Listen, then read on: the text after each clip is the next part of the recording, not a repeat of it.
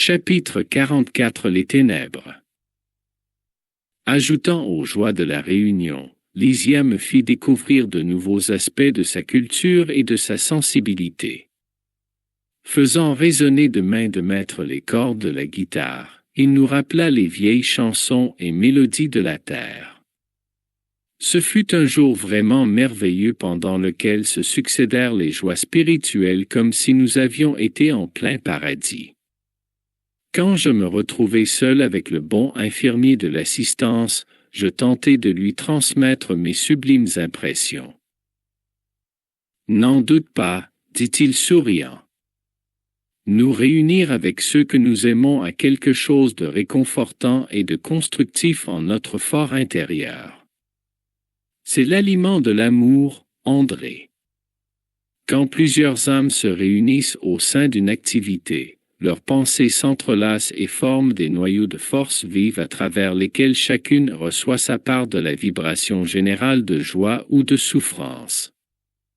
C'est pour cette raison que sur la planète, le problème du milieu où on évolue est toujours un facteur à prendre en compte dans le cheminement de chaque être humain. Chaque personne vivra de ce qu'elle a cultivé. Celui qui s'abandonne quotidiennement à la tristesse y baignera. Celui qui exalte la maladie en subira les dommages. Voyant mon incompréhension, il conclut. Il n'y a là aucun mystère. C'est la loi de la vie aussi bien dans les efforts du bien que dans les gestes du mal. Des réunions de fraternité, d'espérance, d'amour et de joie, nous sortons avec la fraternité, l'espérance, l'amour et la joie de tous, mais de toute assemblée de tendances inférieures, où prédomine l'égoïsme, la vanité ou le crime, nous sortons envenimés des vibrations destructives de ces sentiments. Tu as raison, m'exclamai-je, ému, j'y vois également les principes qui régissent la vie dans les demeures humaines. Où règne la compréhension réciproque, on vit dans l'antichambre du bonheur céleste, mais quand on demeure dans la mésentente et la méchanceté, on vit dans l'enfer vivant.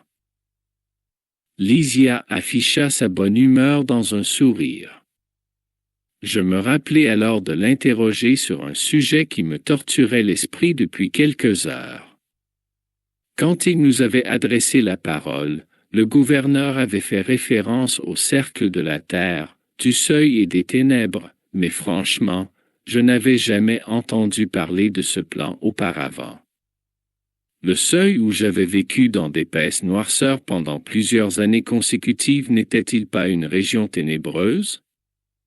N'avais-je pas vu dans les chambres de nombreux déséquilibrés et souffrant de toutes sortes provenant des ondes du seuil? Me rappelant que Lysia m'avait si bien éclairé sur ma propre situation au début de mon expérience à Nossolar, je lui fis part de mes interrogations et lui exposai ma perplexité. Nous appelons les ténèbres les régions les plus inférieures que nous connaissions. Considère les créatures comme des itinérants de la vie. Quelques-unes avancent résolument visant l'objectif essentiel du voyage. Ce sont les esprits très nobles qui ont découvert l'essence divine en eux-mêmes et qui marchent vers la cible sublime sans vaciller. Cependant, la majorité stagne.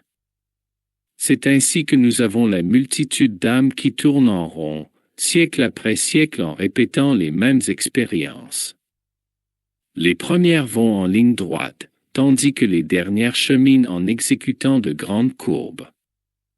Dans ces déplacements, ils refont les mêmes pas et les mêmes efforts demeurant à la merci d'innombrables vicissitudes.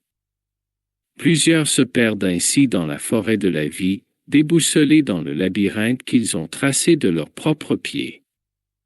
Ce sont les millions d'êtres qui déambulent dans le seuil.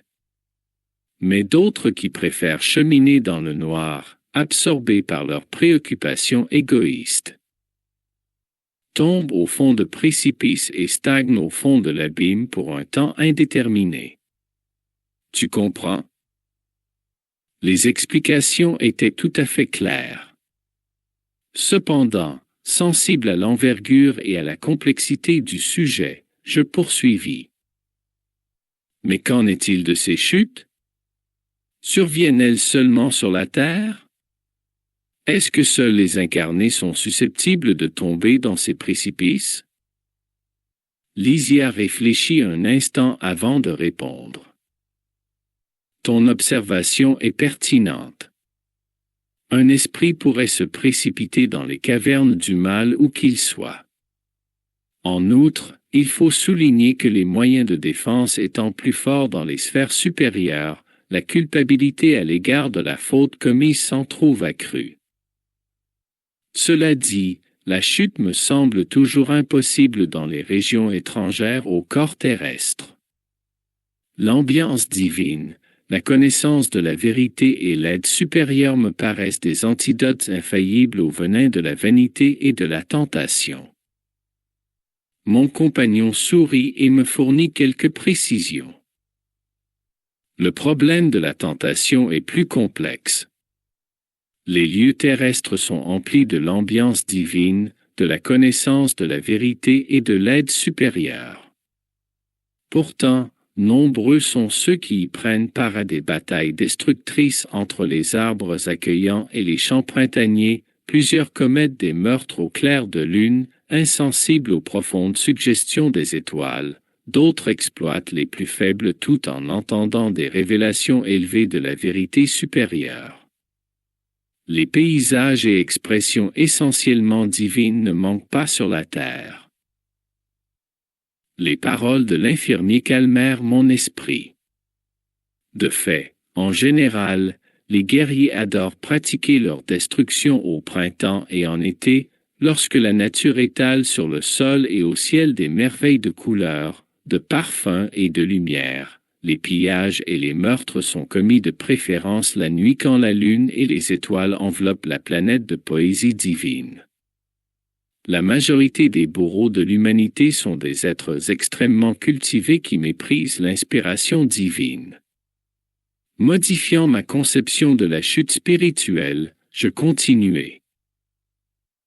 En ce cas, Lysia, peux-tu me donner une idée de l'endroit où se trouve cette zone des ténèbres? Si le seuil est lié à l'esprit humain, où se trouverait un tel lieu de souffrance et d'épouvante? Il y a des sphères de vie partout, répondit-il avec empressement. Le vide est toujours une image littéraire. Il y a des énergies vivantes en tout et chaque espèce d'être évolue dans une zone déterminée de la vie. Après un court moment au cours duquel il me sembla méditer profondément, il continua.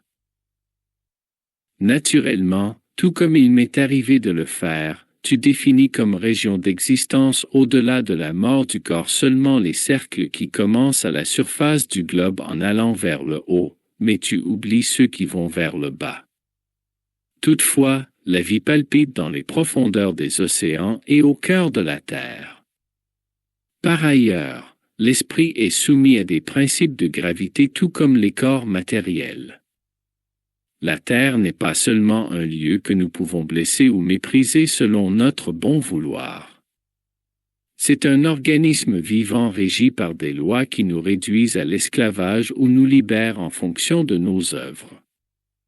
Il est clair que l'âme écrasée par la culpabilité ne pourra pas monter vers la surface du merveilleux lac de la vie. Bref, il faut se rappeler que les oiseaux libres montent vers les hauteurs, que ceux qui se prennent dans les broussailles se sentent pris et ont peine à voler et que ceux qui traînent un poids considérable sont tout simplement des esclaves de l'ignorance. Tu vois. La question était inutile. J'avais tout de suite saisi l'immense tableau des luttes purificatrices qui s'étalait devant mes yeux spirituels dans les zones les plus basses de l'existence. Cependant, comme quelqu'un qui doit beaucoup réfléchir avant de s'exprimer, mon compagnon pensa longuement, puis conclut. Tout comme nous, qui transportons dans notre fort intérieur le supérieur et l'inférieur, Peut-être la planète porte-t-elle en elle-même des éléments élevés et d'autres bas grâce auxquels elle corrige le coupable et accorde le passage vers la vie éternelle à celui qui a triomphé. Ayant été médecin sur la Terre, tu sais que le cerveau humain dispose d'éléments qui contrôlent le sens de l'orientation. Aujourd'hui, cependant, tu es conscient que ces éléments ne sont pas physiques, mais bien spirituels dans leur essence. Celui qui apprécie vivre exclusivement dans la noirceur émousse ce sens divin de l'orientation. Il n'est donc pas étonnant qu'il se précipite dans les ténèbres, car l'abîme attire l'abîme. Et chacun de nous arrivera au lieu vers lequel il dirige ses pas.